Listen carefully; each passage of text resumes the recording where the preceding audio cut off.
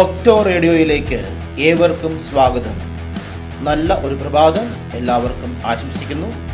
ഇന്ന് ഒക്ടോബർ 2 കത്തോലിക്കാ സഭ കാവൽ മാലാഖമാരുടെ തിരുനാൾ ആഘോഷിക്കുന്നു.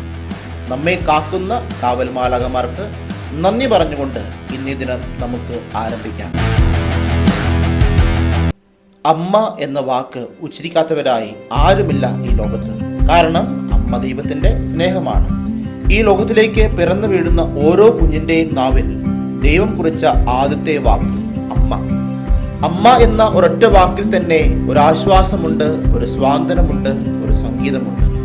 നമ്മുടെ ജീവിതത്തിലെ ഓരോ വളർച്ചയിലും നേട്ടങ്ങളിലും എന്നും സഹായം അമ്മയുടെ കരങ്ങൾ തന്നെയാണ്. നമ്മുടെ സന്തോഷങ്ങളിൽ നമ്മോടൊപ്പം സന്തോഷിക്കുവാനും വേദനകളുടെയും തകർച്ചകളുടെയും ഇരുണ്ട യാമങ്ങളിൽ നമുക്ക് വേണ്ടി കണ്ണീരൊഴുക്കി പ്രാർത്ഥിക്കുവാനും തള്ളക്കോഴി തൻ്റെ കുഞ്ഞുങ്ങളെ ചിറകിനടിയിൽ ചേർത്ത് നിർത്തും പോലെ നമ്മെ മാറോട് ചേർത്ത് നിർത്തുവാനും ആശ്വാസമേകുവാനും ഒരു അമ്മ ഉണ്ടെങ്കിൽ അതല്ലേ നമ്മുടെയൊക്കെ മഹാഭാഗ്യം. അതുമാത്രമല്ല, ചെറിയൊരു പനി വന്നാൽ തന്നെ അമ്മയുടെ പരിചരണവും തലോടലും ആഗ്രഹിക്കാത്തവരായി ഈ ലോകത്ത് ആരുമില്ല എന്ന സത്യം തീർച്ചയായിട്ടും നമ്മളൊന്ന് ഓർക്കുക. ഇത്രയധികം നന്മകളും ആശ്വാസവും നമ്മുടെ അമ്മയിൽ കണ്ടെത്തുവാൻ കഴിയുന്നുവെങ്കിൽ ഈശോയുടെയും നമ്മുടെയും അമ്മയായ പരിശുദ്ധ കന്യകാമറിയത്തിൽ എത്രമാത്രം നന്മകൾ ദർശിക്കുവാനായിട്ട് നമുക്ക് സാധിക്കും. അതുകൊണ്ട് തന്നെയാകാം പരിശുദ്ധ കന്യകാമറിയത്തെ നന്മ നിറഞ്ഞവൾ എന്ന് നമ്മൾ വിളിക്കുന്നത്. നന്മ നിറഞ്ഞവൾ എന്നാൽ നന്മ നിറഞ്ഞു തുളുമ്പുന്നവൾ.